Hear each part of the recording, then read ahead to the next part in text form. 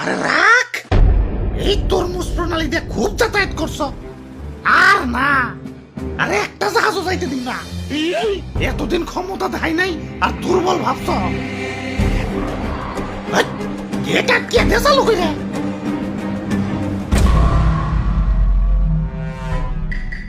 এইবার ডোনাল্ড টেম্পুরে বুঝামু কত ধানে কত চাই।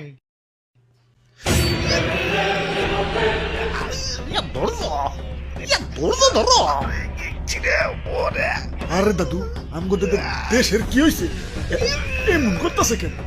আমার রোগীর আইসিউতে পড়ছি। আইসিউতে রোগী এমন করবো না তো, বাঁচবো নাকি? আরে দাদু আইসিউতে ঢুকাইছো গেলা, কি হয়েছে?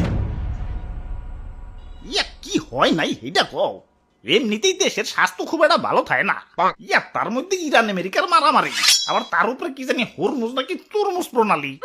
তেলের সংকট, গ্যাসের সংকট, বিদ্যুতের সংকট খালি বাড়তাছে। দেশের অবস্থা তো দিন দিন ক্রিটিক্যাল হয়ে যাইতাছে। পাম্পে তেল নাই, বাড়িতে কারেন্ট নাই, চুলাই গ্যাস নাই, গার্মেন্টসে কাম নাই। বাসা মরা সব আল্লাহর হাতে। না আর না, আমাগোই কিছু একটা করুন লাগবো। দাদু চলো তরমুজ প্রণালীর গেটটা একটু খুইলা দিয়াহি। হাই হাই রে, দেখ শুনি মিসাইল না হ্যাঁ পরে মুখে লাগছিল। খারা, এবার ডোনাল্ড টেম্পুর পাশা বরাবর মিসাইল মারো। মিসাইল রেডি কর। ভাই আর কত দূর? এত কি পয়ঠা পাওয়া যায়? একটা চাচা স্যালো মেশিন হইলে ভালো হইতো। আব্বে হালায়, সেলো মেশিনের তেল কি তুমি হসুর বাড়ি থেকে আনবা নাকি? দেশে হইলো তেলের সংকট, ও আইসে সেলো মেশিন চালাইবো। আই হাই রে, এটা কি রে? গুলি করে সেদ্রা বেদ্রা করে দিচ্ছে। ওরে বাপুরে, এরা মনে হয় তরমুজের গেট খুলতে আইছিল। গুলি খাইয়া জাজরা হইয়া গেছে। না ভাই, আমি আর যাম না ভাই, আমি ইয়ার মধ্যে নাই ভাই। গুলি খেয়ে মরতে চাই না ভাই। আরে খারাও, বুকে একটু সাহস রাখো।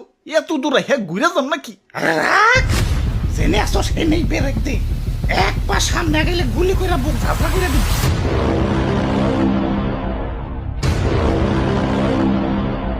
ভাই ভাই চলেন ভাই, আমার বাড়িতে ভাই ছোট ছোট দুইটা বাচ্চা ভাই।